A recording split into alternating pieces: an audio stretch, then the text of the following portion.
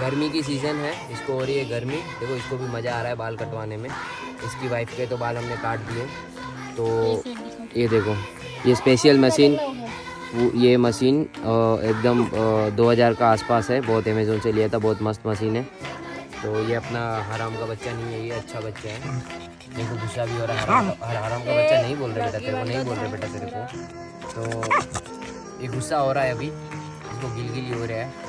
तो फिर आपको बिफोर और आफ्टर दिखाऊंगा। ये बिफोर है, देखते हैं उसके बाद क्या होता है, ठीक है।